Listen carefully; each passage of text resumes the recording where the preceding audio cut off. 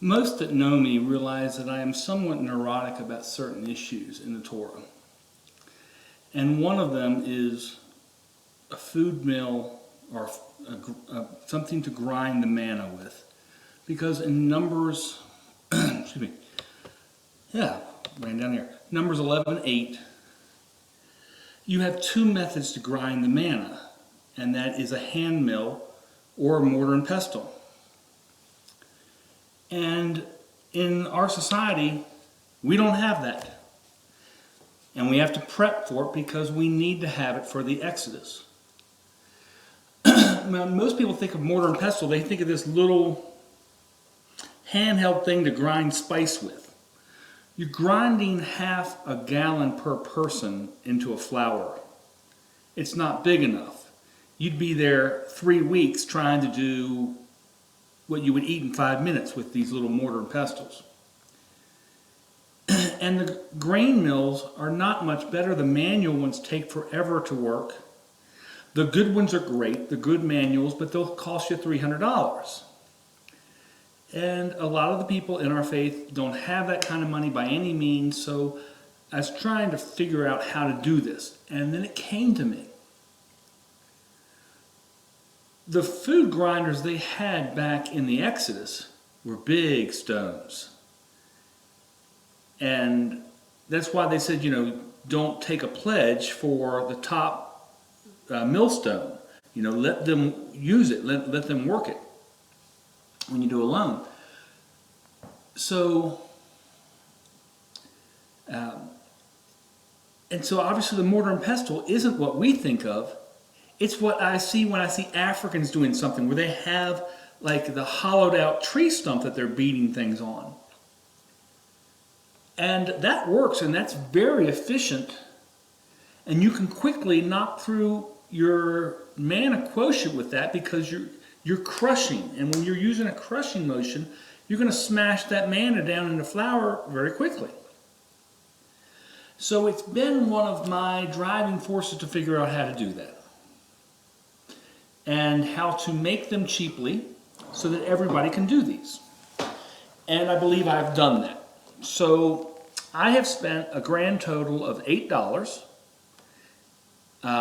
Actually, I will have spent $16, but I also have things to do in it twice. So let me show you how I've made it.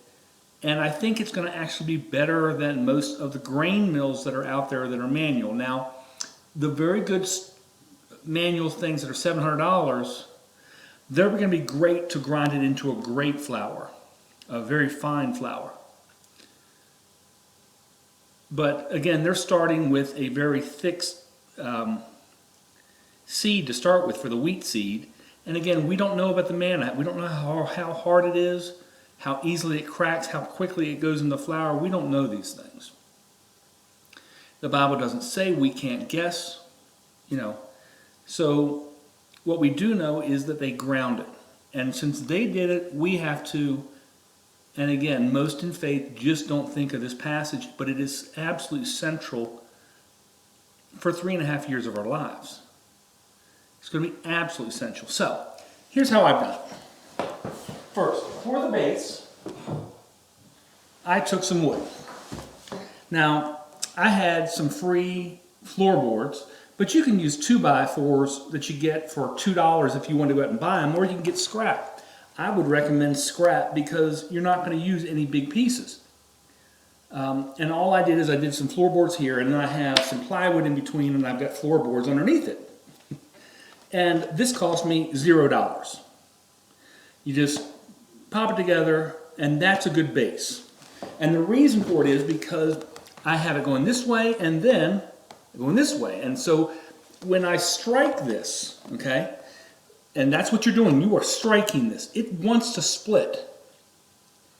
And it would split on this seam going up and down. But because the back is exactly opposite, it actually keeps it from splitting. So if you do 2x4s, it's fine. Go one direction and then go the other direction underneath it. Glue it together. Glue's very cheap.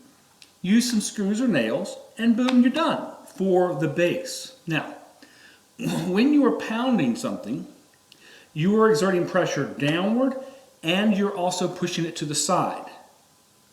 So what you would want to do if I were going to actually do this purely in wood, which I'll show you what I actually found, so I don't need to do that.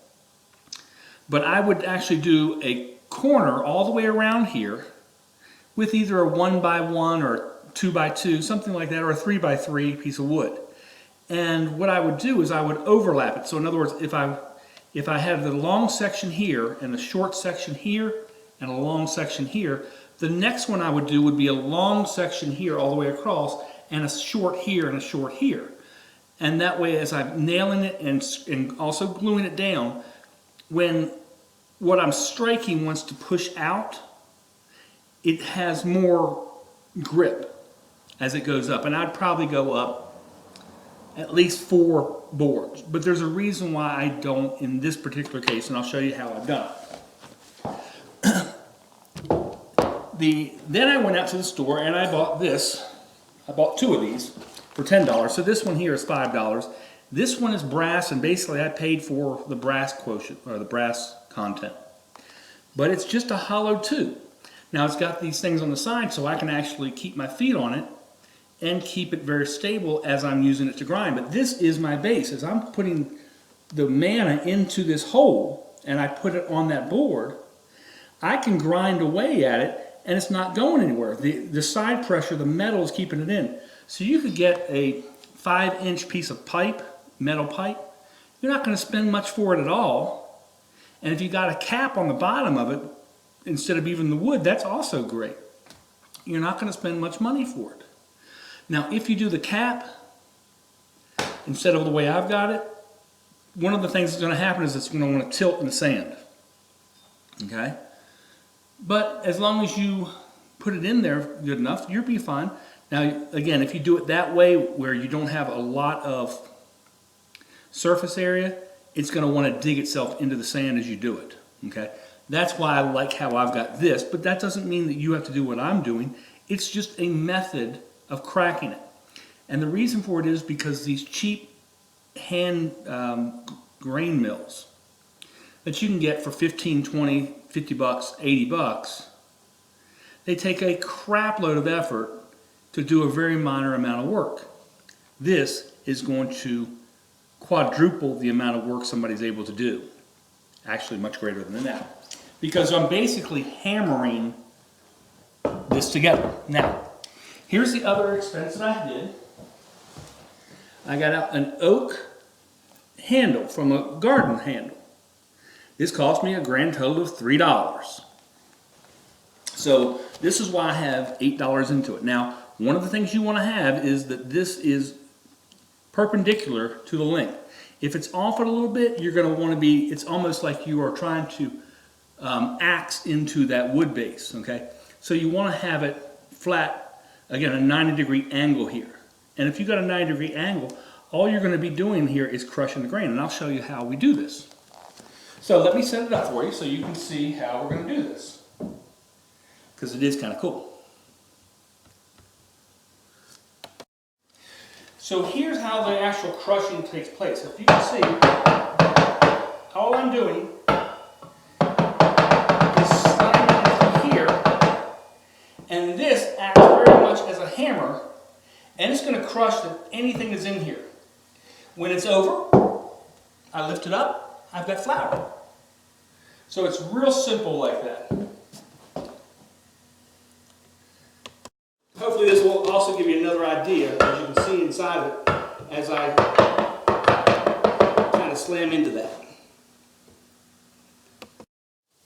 And there you have it, a very simple grain mill. I spent $8 on it. Most people would only spend $3 for this, which is the handle. And I hope you've noticed what I'm doing differently. In the grain mills, the grinding mills, grinding is the greatest way of doing it. They're basically taking it and trying to crush the whole thing, you know. And so what I'm doing is I am hammering it and pulverizing it. And so because I am doing it with hammer blows, mine is much more efficient. Tremendously efficient, because, again, you know, the stone doesn't get momentum going. Whereas I can pick up that handle a couple inches and drive that thing down. I'm going to crack all that man in a heartbeat, assuming it's not like steel shot. And I doubt that it is, because he wouldn't have that force. So how easily that goes into flour, I don't know. He hasn't told me. He hasn't told us in the Torah, so I don't know. But I think this is a great method to do. And I think it's honestly more efficient for almost anyone in faith than I think these grinding wheels are that are just a stone grinding wheels, the cheap ones. Now these great ones that are country mills that are $300 or $399 for some of them, and $250 for the cheaper ones, they're great, okay?